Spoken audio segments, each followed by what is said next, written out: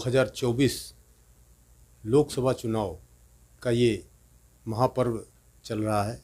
आज हमारे बीच में इस चुनाव के संग्राम में एक समाज सेवी के रूप में काम करने वाले विजय सिंह मर्तोलिया, जो कि पहले कानपुर शहर के अंदर ये चर्चा गर्म थी कि ये भी लोकसभा का चुनाव लड़ने वाले हैं, परंतु आज उन्होंने अपने स्वनिर्णय लेकर पार्टी हित में कार्य करने का संकल्प लेकर अपनी ही पार्टी के प्रत्याशी को चुनाव लड़ाने का संकल्प लिया है। आइए हम बात करते हैं समाज सेवी विजय सिंह मर्तोलिया जी से। मर्तोलिया जी, आप चुनाव के विषय में तमाम चर्चाएं थी कि आप चुनाव लड़ने जा रहे हैं।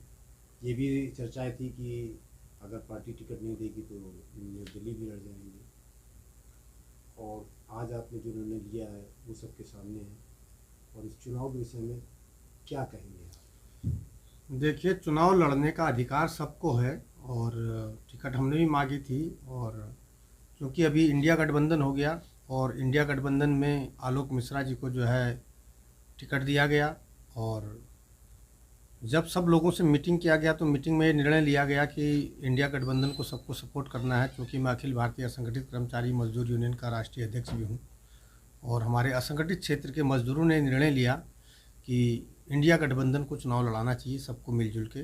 अतः अलग अलग तितर बितर होने से कोई फ़ायदा नहीं है। अगर हमें देश हित में काम करना है या संविधान को बचाना है, संविधान के प्रति लोगों को अगर जागरूक करना है, हिंदुस्तान को बचाना है, तो जाहिर सी बात है सबको मिलजुल के इंडिया गठबंधन को वोटिंग करना चाहिए। और इंडिया गठबंधन प्रत्याशी को जिताने के लिए असंगठित कर्मचारी मजदूर यूनियन सदा तत्पर साथ में है और सदैव साथ में रहेगा। ये हम लोगों ने निर्णय लिया है। और रही बात चुनाव की, चुनाव तो कभी न कभी लड़ेंगे ही, आगे भी मौका तमाम आएगा, आगे भी मौका मिलते रहेगा। और चुनाव लड़ने की बात कोई ऐसी बात नहीं, जब ऊपर वाला चाहेगा, जब हाईकमान चाहेंगे तो चुनाव अवश्य लड़ा जाएगा। ये गठबंधन के प्रत्याशी आलोक मिश्रा जी का चुनाव किस गति से और किस वेग से चल रहा है, इसकी थोड़ी सी जानकारी हमारे पास है। देखिए, आम जनता मोदी जी के जुमलों से परेशान हो चुकी है, और क्योंकि आम पब्लिक जानती है, पूरी हिंदुस्तान की आवाम जानती है कि मोदी जी कितना झूठ बोलते हैं, कितना सच बोलते हैं। मोदी जी बड़े बड़े वादा तो करते हैं और वादा करके सत्ता में आते हैं, सत्ता में आने के बाद गरीब असहाय मजदूरों के साथ कितना न्याय और कितना अन्याय करते हैं, ये सब देखने वाले हैं, सब लोग देख रहे हैं। इसलिए संविधान को बचाने के लिए, क्योंकि संविधान को बचाने के लिए हम सबको अब सामने आना ही पड़ेगा, क्योंकि इन लोगों का एक नारा है कि इस बार अगर ये चुनाव जीत जाते हैं तो फिर कभी हिंदुस्तान में चुनाव होगा नहीं। ये क्योंकि संविधान को ख़त्म करना चाह रहे हैं, बाबा साहब के संविधान को ख़त्म करना चाह रहे हैं। अब पूरे हिंदुस्तान की जनता को, पूरी आवाम को एक होना पड़ेगा, और एक होकर के अपने संविधान को बचाने के लिए इंडिया गठबंधन का सपोर्ट करना होगा, और सपोर्ट करना भी चाहिए, क्योंकि संविधान से बड़ा कोई नहीं है, देश से बड़ा कोई नहीं है। कानपुर एक समय मैनचेस्टर, मजदूरों का मैनचेस्टर, और यहाँ की खासियत रही है कि तमाम फैक्ट्रियाँ और तमाम कारखाने रहे हैं, कल कारखाने रहे हैं, और यहाँ पर आलोक मिश्रा जी जो चुनाव लड़ रहे हैं, तो आपके असंगठित मजदूर संघ के जो भी सदस्य कार्यकर्ता, वो किस तरीके से उनका साथ दे रहे हैं? देखिए, हमें पूर्णतः विश्वास है कि इंडिया गठबंधन अगर चुनाव जीत जाती है या केंद्र में आती है तो जाहिर सी बात है असंगठित कर्मचारियों की जो है हित की बात होगी, उनकी आवाज़ सांसद तक पहुंचाया जाएगा। ये हमें पूरा विश्वास है आलोक मिश्रा जी पे।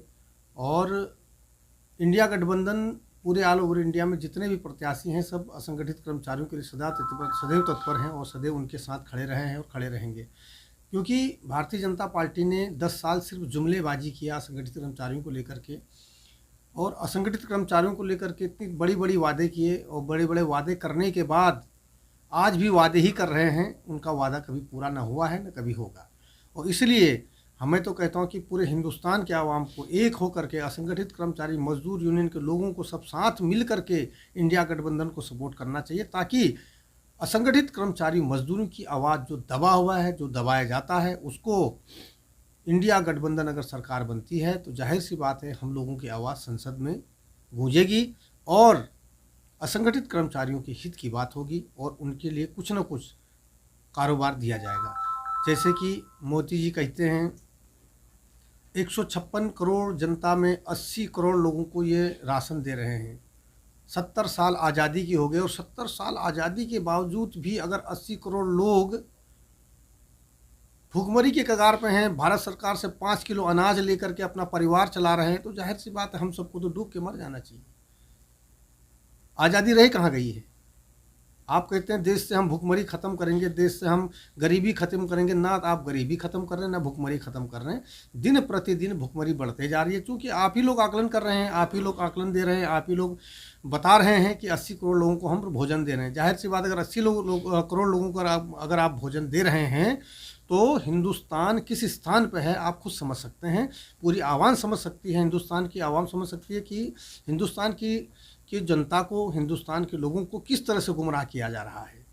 और आने वाले समय में अगर यही रहा तो हिंदुस्तान को ये लोग गुलाम करके ही दम लेंगे, क्योंकि इन लोगों की मंशा ठीक है नहीं। आज मैं आम जनता से कहना चाहता हूँ, हिंदुस्तान के जनता से कहना चाहूँगा कि सब मिलजुल के इंडिया गठबंधन को सपोर्ट करें और इंडिया गठबंधन की सरकार लाए, ताकि हमारा संविधान बच सके। 13 मई को मतदान के दिन कानपुर की जनता से क्या अपील करना चाहेंगे? मैं कानपुर की जनता से यही अपील करूंगा कि बढ़ चढ़ के घर से निकले और मतदान खुल के करें, देश हित में मतदान करें, संविधान हित में मतदान करें। और जो देश हित और संविधान हित में मतदान करेगा, जाहिर सी बात है वो देश का रक्षक होगा, देशभक्त होगा। यहाँ पे जातिवाद, हिंदू मुस्लिम सिख ईसाई की लड़ाई नहीं होगी, सिर्फ देश हित की बात होगी। मैं आम जनता से यही अपील करूंगा, बढ़ चढ़ के घर से निकले और मतदान जरूर करें। धन्यवाद।